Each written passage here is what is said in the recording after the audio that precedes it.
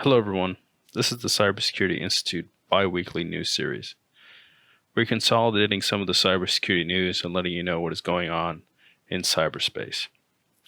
This is our first episode, so any feedback is welcome. So our first story comes from ZDNet. And if you haven't updated your iOS devices, please make sure that you go ahead and do that update.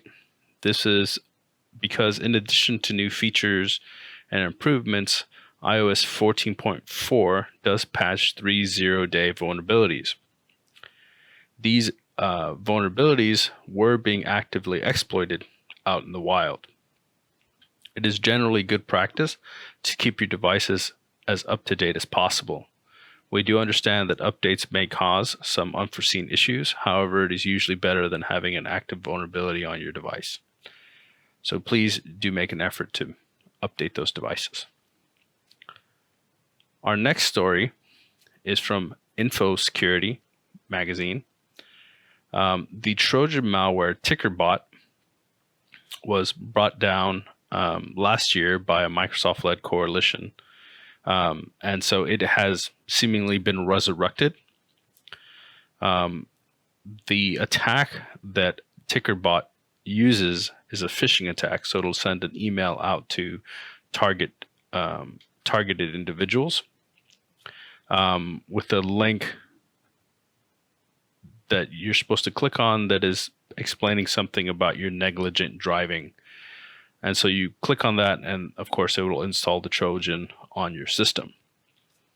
Now, the reason this is back is they speculate because no arrests were made in the original takedown.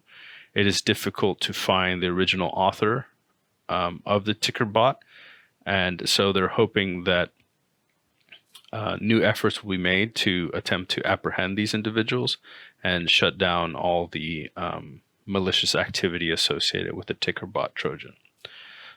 So in the meantime, do kind of be vigilant with your emails. Be on the lookout for some suspicious emails involving negligent driving or wanting you to click on anything, and just generally be careful when clicking on links. Our next story is from Gizmodo, and this is about the Brave web browser. So Brave will become the first browser to offer a peer-to-peer networking protocol. It is a decentralized networking protocol. The new protocol promises several advantages, including faster web speed, reduced cost for publishers, and combating government censorship. The current infrastructure is the HTTP infrastructure. This new protocol is called IPFS, and it is being kind of pioneered by the Brave browser. If you're not familiar with the Brave browser is a privacy-based browser that has experienced recent explosion of growth due to a lot of the privacy concerns that individuals are having now with a lot of big tech and government organizations spying on their activity. If you're interested in downloading the Brave browser, which is what I'm actually using in these screen captures here, you can go to brave.com and go ahead and download the Brave browser there. Our next story comes from Malwarebytes, and it's about a recently discovered vulnerability or a series of vulnerabilities by a research team that goes by the name JSOF, and they've discovered about 7 new vulnerabilities in DNS mask. These vulnerabilities have been dubbed DNS Spook or DN Spook, depending how you want to go ahead and call that. And so for those of you that don't really know what DNS is what translates your requests for a web page to a manner in which your web browser can identify the specific web pages. So if you are asking for Google or Yahoo.com, DNS is what translates that request into something that your computer understands, and then you go out there, or your computer goes out and fetches that web page for you. So DNS Pook will target, or it's a DNS poisoning attack, and so it'll poison the DNS caches, which are the phone book for the internet. And so by being able to poison this, the attacker can redirect users that maybe are looking for Google to a web server that they control, where they can then further launch further attacks. So if any of you are maintaining a server or using DNS mask, it is highly recommended that you do update the package, as well as look into the products that you do have, such as your home router, or if you are renting from maybe your ISP, look in to see if they are using DNS mask, and if they've either patched it, because it has been patched in the latest version of DNS mask, or if they are taking some sort of steps to mitigate this type of attack. Unfortunately, since it is a very large area, you will kind of have to do some of the research and updating on your own. The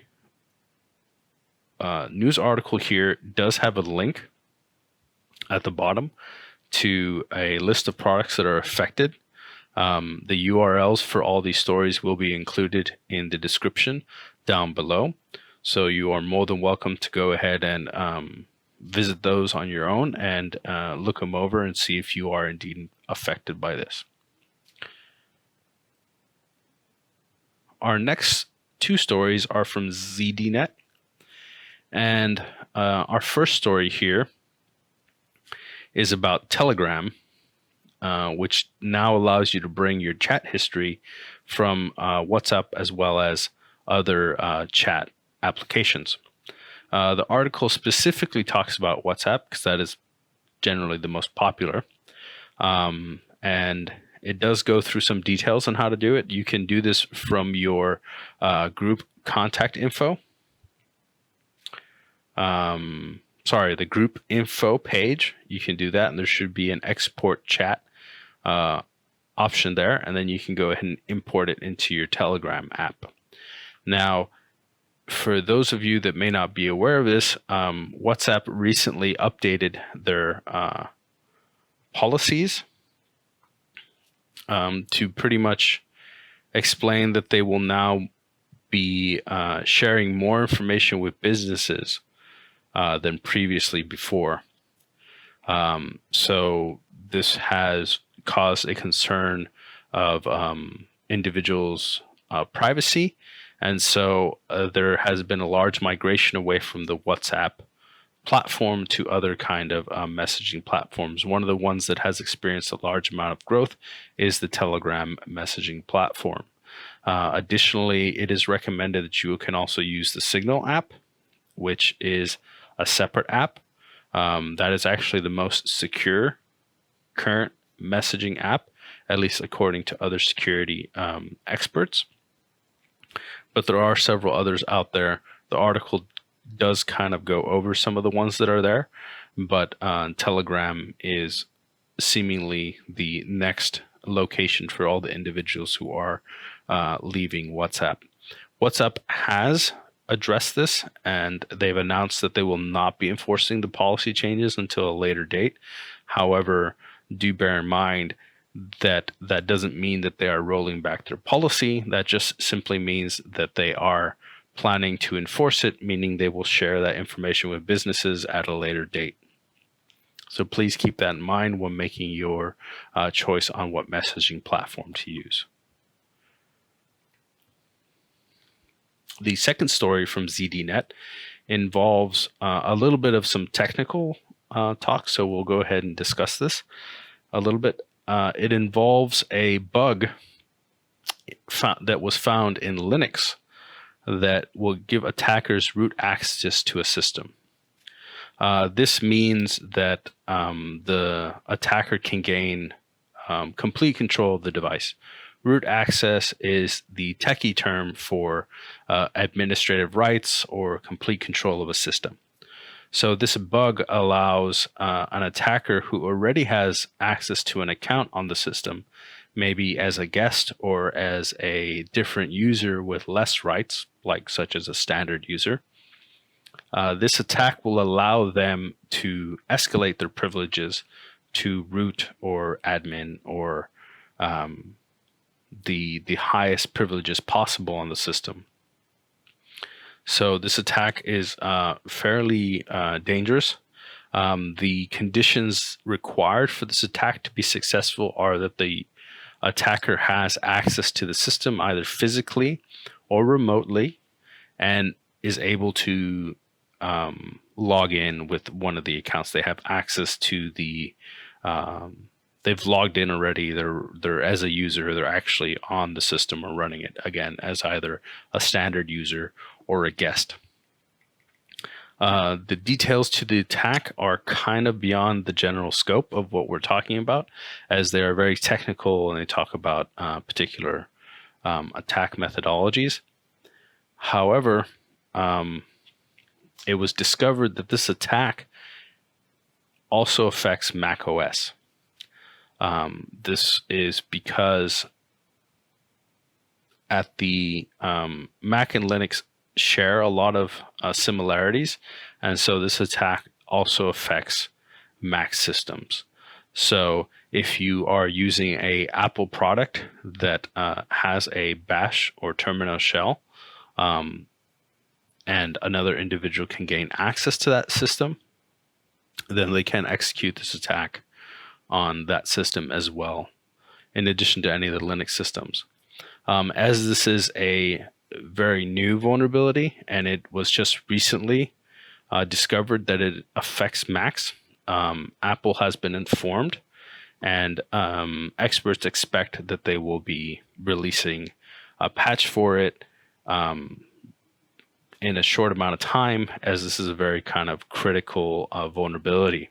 So do be on the lookout for a update for your Mac OS devices, as well as if you are on Linux, do maintain your systems up to date as well. Also, be sure that you monitor your users. If you have multiple users on a system, make sure that the passwords are not being shared around, and that you do have complex passwords for all your users there. And any users that are not actively using the account or the machine or anything like that, do make sure that you disable them, so that you don't have an active user there that is no longer being used. Okay, and our last story comes from the Washington Post. So there have been reports of federal agencies looking to hackers with ties to China. These reports speak about these hackers targeting the SolarWinds software. Or SolarWinds is a company and they produce software. And they are targeting SolarWinds as well as the software associated with that company. This is similar to the attacks that happened maybe about sometime earlier last month, where roughly about 8 federal agencies were hacked using SolarWinds software as the vector by which the attack was conducted. Now, it is important, or there is an important distinction, that this hacker group is different than the one who conducted the attack earlier this year. The previous hacker group is believed to have ties to Russia. This current hacker group is believed to have ties to China. Currently, federal agencies are investigating it. It is an ongoing investigation, and they're looking to find out the extent of the hack and who exactly was affected by it. So, sorry. So it's important for us to go ahead and keep an eye on that. Again, if you have some sort of involvement with SolarWinds or any of these federal agencies that may have been affected, it is a good idea to maybe reach out to your contacts there and see about either updating your systems or see if you were affected or if you have the software that's associated with these attacks, so that you can go ahead and ensure that your company or yourself are protected against these type of attacks. And that concludes the first Cybersecurity Institute bi-weekly news series. If you have any questions or comments, you're welcome to leave them in the comment section down below, and we'll go ahead and get to them as soon as we can. Also, if you have any criticisms or you have any recommendations on specific news outlets that you'd like us to cover, again, go ahead and leave them down in the comments below and we'll go ahead and take a look at them. And so that's pretty much it from us. Thank you and have a good day.